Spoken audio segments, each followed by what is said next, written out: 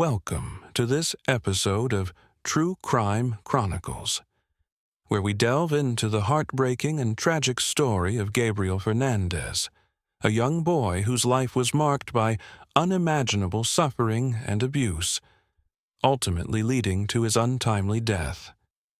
This case not only highlights the horrific acts committed against Gabriel, but also exposes systemic failures within child protective services that allowed such abuse to go unchecked. Gabriel Fernandez was born on February 20, 2005, into a tumultuous environment. His early years were filled with instability. He was raised by his mother, Pearl Fernandez, who had a history of neglect and abuse towards her children. Gabriel's life took a drastic turn when he was placed in the custody of Pearl after living with his uncle for a time. Despite warnings from family members about Pearl's abusive behavior, she was granted custody of Gabriel. Soon after moving in with her, teachers and relatives began noticing alarming signs of physical abuse. Gabriel arrived at school with bruises, missing patches of hair, and injuries that suggested he was being severely mistreated. As Gabriel's situation deteriorated, several individuals attempted to intervene. His teacher reported the signs of abuse to Child Protective Services multiple times, detailing the injuries and alarming changes in Gabriel's behavior. Family members also reached out to authorities, expressing their concerns about his safety. However, despite these repeated warnings, the Los Angeles County Department of Children and Family Services, DCFS, failed to take appropriate action. Social workers visited Gabriel's home several times, but did not find sufficient evidence to warrant removing him from his mother's care. The system that was supposed to protect him instead allowed him to remain in an environment where he was subjected to horrific abuse. Over the course of several months leading up to his death, Gabriel's condition worsened significantly. He was subjected to physical torture at the hands of his mother and her boyfriend, Isauro Aguirre. Reports indicated that he was forced to eat cat litter, locked in a cabinet for long periods, and shot with a BB gun. Witnesses later testified that Gabriel endured psychological torment as well. He was often called derogatory names and punished for exhibiting any behavior deemed feminine. The emotional scars were as deep as the physical ones. On May 22, 2013, Pearl Fernandez called 911 to report that her son was not breathing. When paramedics arrived at the home, they found an unresponsive Gabriel lying on the floor. His body showed clear signs of severe abuse: broken ribs, a cracked skull, and BB pellets embedded in his skin. Gabriel was rushed to the hospital, but tragically succumbed to his injuries 2 days later, on May 24, 2013. The autopsy revealed that he had died from blunt force trauma and child neglect, a heartbreaking confirmation that the system had failed him at every level.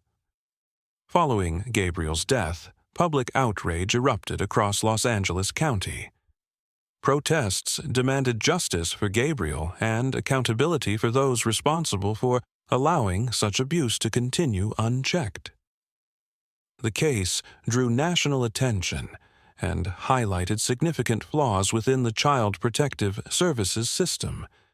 In a rare move reflecting public sentiment, Los Angeles County District Attorney Jackie Lacey charged 4 social workers involved in Gabriel's case with felony counts of child abuse and falsifying public records. This marked a significant moment in history, as it was one of the first instances where social workers faced criminal charges for their negligence in protecting a child. The trials that followed were highly publicized and emotional. Isauro Aguirre was convicted of first-degree murder with special circumstances of torture and sentenced to death. Pearl Fernandez pleaded guilty to first-degree murder and received a life sentence without the possibility of parole. During these trials, harrowing details emerged about Gabriel's life leading up to his death. details that painted a picture of prolonged suffering and systemic failure. The social workers charged in connection with Gabriel's case faced intense scrutiny as evidence revealed their mishandling of reports and failure to act on clear signs of abuse. As we reflect on this tragic story today, it is essential to understand the broader implications surrounding Gabriel's case, specifically how systemic failures within child protective services contributed to his suffering. Heavy caseloads. Social workers often face overwhelming caseloads that prevent them from adequately investigating each case or following up on reports effectively.